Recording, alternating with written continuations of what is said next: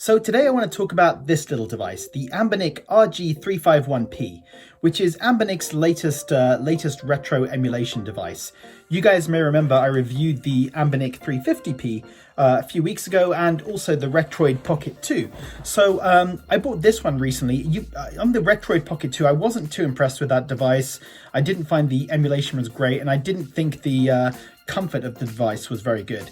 And so when I heard about the 351P, this one, I was quite excited about it because you could play PSP, Dreamcast, N64 games as well, and DS games, which you couldn't do on the 350. And so I thought, all right, cool, I'm going to grab this and check it out.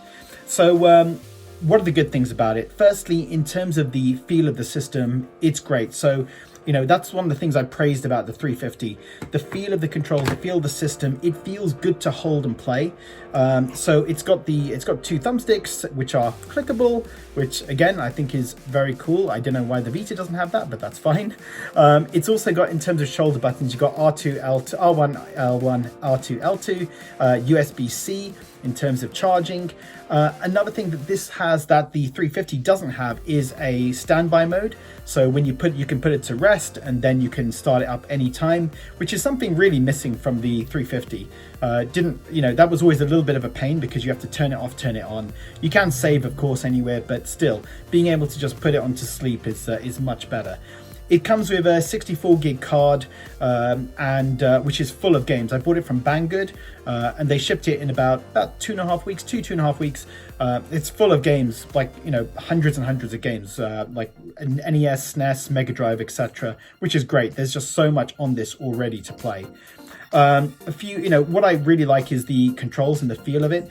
It feels good to hold. It's a nice weight and nice kind of solid to it. And the D-pad and the buttons, they have kind of a nice resistance to them as well.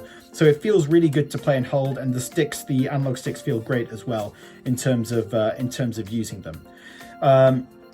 So yeah, everything good in terms of the field system. Oh, and actually one thing it has that the 350 doesn't have, the 350P, is these kind of rubber parts on the back. So it feels more comfortable to hold because you kind of rest your fingers on that while you're holding.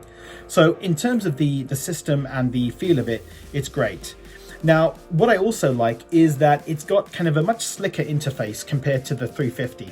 So it's got kind of screens for each of sort of the emulators. So you can choose an emulator and go into the games on that emulator and pick the one you want. So, that one's Megadrive. So you've got a whole mass of games that come with the system, which is very cool.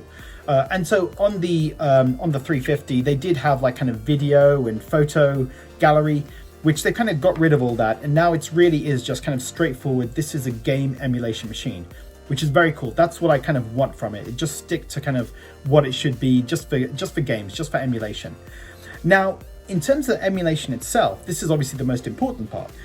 When it comes to systems PS1 and below, it's brilliant. So, Game Boy Advance, Game Boy, SNES, Megadrive, PS1, it runs games really well. And I'll make sure there's some footage running as I'm talking.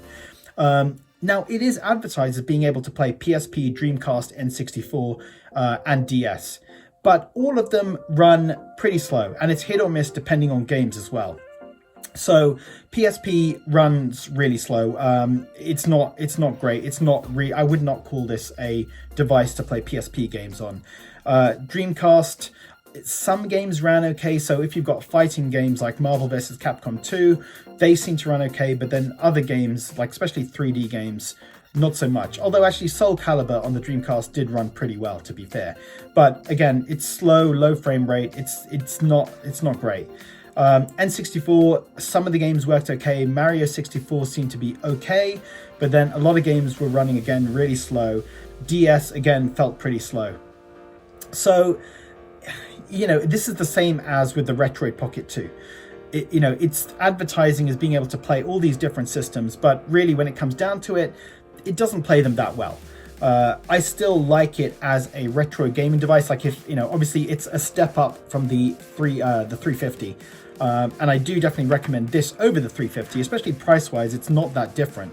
On Banggood, it was about £70 or £75. Which is not bad actually for everything that it can do as a retro gaming device and with hundreds of games. But I was a little disappointed that it can't play things like Dreamcast games when it's advertised as, or it can play them, but just not well. You know, this is the same complaint I had with the Retroid Pocket 2, because that says that it can play Dreamcast and N64, but again, the emulation wasn't great on it. I was very disappointed with the emulation. The Retroid Pocket 2 does have Android ability, so you can kind of go onto the Google Play Store, but again, it was very slow, and I felt like that made the system run slower as well. Whereas I quite like that this is just dedicated to gaming, and you know, it has those emulators built in. It's got RetroArch built in, so you can go to the RetroArch menu, you can mess around with that, mess around the settings. It feels like this is kind of a really, it knows what it's trying to be. It's trying to be an emulation device, and it does that well for some systems, and for other systems where it's kind of trying to hit above its weight, I wouldn't recommend it. You know, I think Dreamcast, some of the games will work, but the rest of them, not so much. This is really kind of a PlayStation and below emulation machine. You know, I think for its price, it's still good, but I would rather have paid say, an extra like 30-40 pounds to have a kind of a more powerful device that could play things like PSP and N64. But I think as it stands, the Vita, a hacked Vita, is probably the best device when it comes to PSP and N64, or an Android phone, a good Android phone. But when it comes to Dreamcast, I think that I'm still waiting for kind of a single kind of small pocketable device that I can use to play Dreamcast games. But like I said, guys, this is still a good device. I don't regret having it. I much prefer it to the Retroid Pocket 2. I do like kind of really like the feel of the controls and the you know, how the feel of the system itself and the buttons. But you know, I would have preferred it if it had more powerful chipset and could actually play Dreamcast games and N64 games better. But guys, I'll put the link in the description to where I got it from. You can check it out. I do think this is definitely a lot better than the Retroid and better than the 350. I know some people have complained about the screen size. It's wider than the 350, but slightly shorter. So it's more of a rectangular screen. I think it's fine. I actually quite like the screen. And one other thing, when it comes to the analog stick, so one problem with the 350 is that the sticks kind of are very sort of raised above the system, whereas here they've got their kind of own little kind of indented circle, and so the sticks are much lower, so they won't get caught in your pocket or something if you want to put it in your pocket. But guys, that's the Anbernic RG351P device. Let me know in the comments, have you tried it, have you played it, what did you think of it, and thank you for watching.